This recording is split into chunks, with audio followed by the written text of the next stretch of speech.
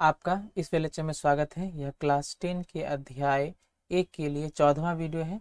पिछले वीडियो तक हम लोगों ने परीक्षण करके देखे 1.2 के प्रश्न 1 का समाधान सीख लिया था। इस वीडियो में हम प्रश्न नंबर 2 और प्रश्न 3 का समाधान सीखेंगे। तो चलिए शुरू करते हैं।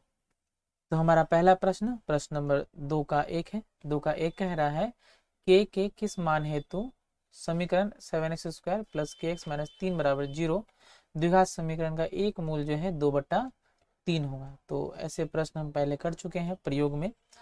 तो देखते हैं कैसे कर सकते हैं समाधान। तो हम यहाँ लिखेंगे सॉल्यूशन। तो x बराबर कह दिया गया है कि x बराबर 2/3 जो है समीकरण का या दिए गए समीकरण का मूल है।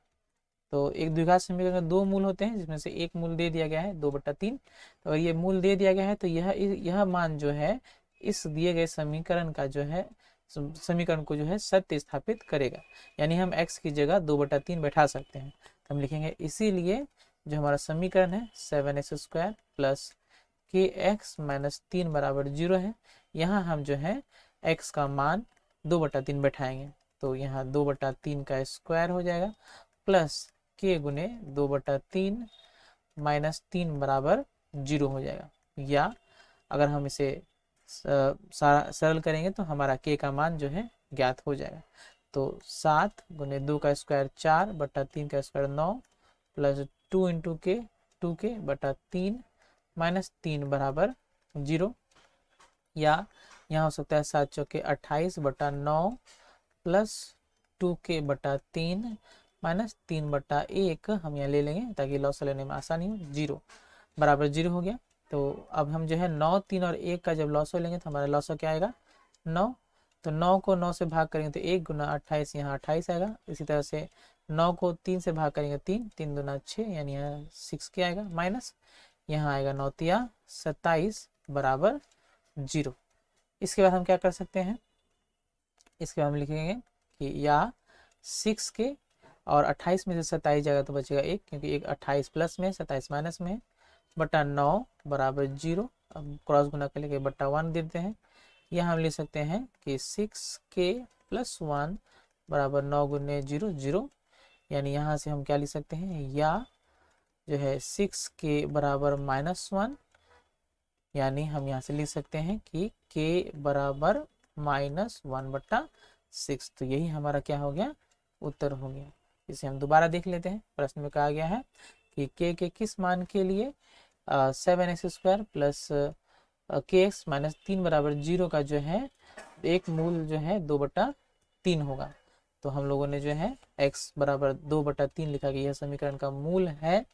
तो हम लोगों ने जो है x की जगह 2/3 बैठाया और एक समीकरण मिला हमें, वो मिला 28/9 plus 2k minus 2k/3 minus 3 बराबर 0, जिसका समाधान करके हमें जो है x का मान क्या मिला, k बराबर -1/6।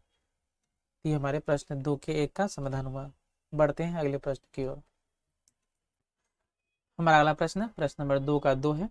2 का 2 कह रहा है के किस मान हेतु जो समीकरण है x² plus 3x plus k बराबर 0 द्विघात समीकरण का एक मूल जो है -a होगा। तो पिछले प्रश्न की ही तरह है, तो हम यहाँ जो है इसका समाधान करेंगे। तो यहाँ लिखते हैं हम लोग सॉल्यूशन। तो यहाँ जो है ये समीकरण क्या दिया गया है, x² plus 3x plus k और कहा गया है कि -a इसका मूल है। तो हम यहाँ लिखेंगे x बराबर -a जो है दिए गए समीकरण का, यानी समीकरण का मूल है। एक मूल दिया गया है, तो इसीलिए हम लिख सकते हैं कि जो समीकरण है x² plus 3ax plus k बराबर 0, यहाँ हम a का मान जो है -a, x का मान जो है -a बैठा सकते हैं। तो हम यहाँ लिखेंगे या x की जगह बैठाएंगे माइनस यानी a, यानी -a² प्लस 3a गुने -a प्लस k बराबर 0। या हम यहाँ से लिख सकते हैं -a का स्क्वायर क्या हो जाएगा +a² minus plus minus 3a into a 3a² plus k बराबर 0। या हम यहाँ से लिख सकते हैं a² से -3 हो जाएगा तो क्या बचेगा -2a का स्क्वायर प्लस k बराबर 0। या हम यहाँ से लिख सकते हैं k बराबर -2a², उधर जाएगा तो क्या हो जाएगा +2a², यानी 2a², यानी हमारा जो मान होगा k बराबर 2a² हो जाएगा। यही हमारे प्रश्न 2 के 2 का उत्तर हो गया। प्रश्न 2 के 1 की तरह ही था, तो इसे दोबारा देखने की आवश्यकता नहीं है, इसे आप खुद समझ सकते हैं। बढ़ते हैं अगले प्रश्न की ओर। हमारा अगला प्रश्न प्रश्न नंबर 3 है। प्रश्न 3 कह रहा है यदि ax² + 7x + b बराबर 0 द्विघात समीकरण में दो मूल 2/3 और -3 हो तो a और b का मान ज्ञात करें। ये प्रश्न जो है बहुत इंपॉर्टेंट है, कई बार जो है माध्यमिक में पूछा जा चुका है। तो देखते हैं इसका समाधान कैसे कर सकते हैं। तो सबसे पहले हम यह लिखेंगे कि समाधान या सॉल्यूशन, जो दो मूल हैं वो 2/3 है और -3 है। जो समीकरण है वो पहले लिख देते हैं कि हमारा समीकरण क्या है, ax² + 7x + b बराबर 0। ये हमारा जो है समीकरण है और इसके दो मूल जो है वो क्या क्या है, 2/3 और -3। तो हम सबसे पहले लिखते हैं कि x बराबर 2/3 समीकरण का मूल है। तो इसीलिए जो समीकरण है उसमें हम x की जगह 2/3 बैठा सकते हैं। तो a गुने 2/3 का स्क्वायर प्लस 7 इंटू एक्स की जगह फिर 2/3 प्लस b बराबर जो हमारा कितना होगा, 0 होगा। या अगर हम इसे समाधान करें, सरल करें, तो a 2 का स्क्वायर होगा 4, 3 का स्क्वायर 9, फिर 7 दूना 14/3 प्लस b बराबर 0। तो इसे हम लिख सकते हैं या 4a/9 प्लस 14/3 प्लस b/1 बराबर यहाँ 0 डाल सकते हैं। हम एक इसलिए डालें ताकि हम इसका जो है सरल करो का लॉस ले सके। तो 9, 3 और 1 का लॉस हमारा कितना आएगा, 9 आएगा।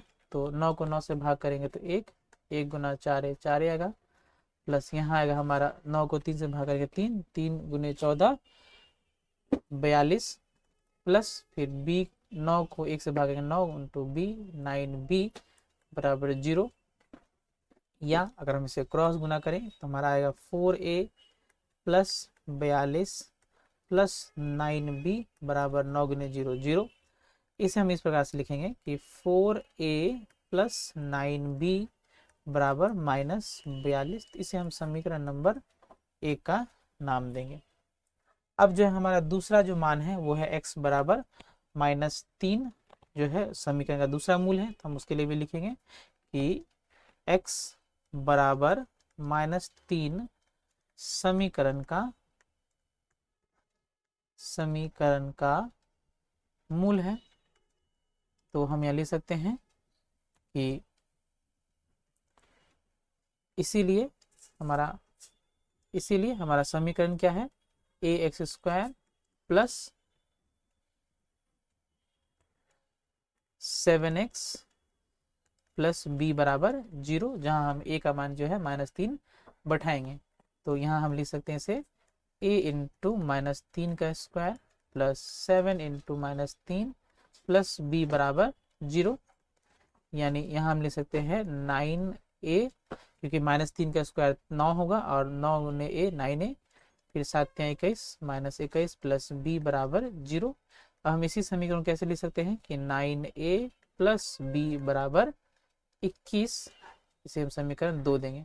अब जो है हम इन समीकरण 1 और समीकरण 2 को जो है विलोपन विधि से जो है समाधान करेंगे और हमारा a और b का मान ज्ञात हो जाएगा। इस विधि को जो है आप लोगों ने क्लास 9 में सीखा था, इसे हम दोबारा देख लेते हैं।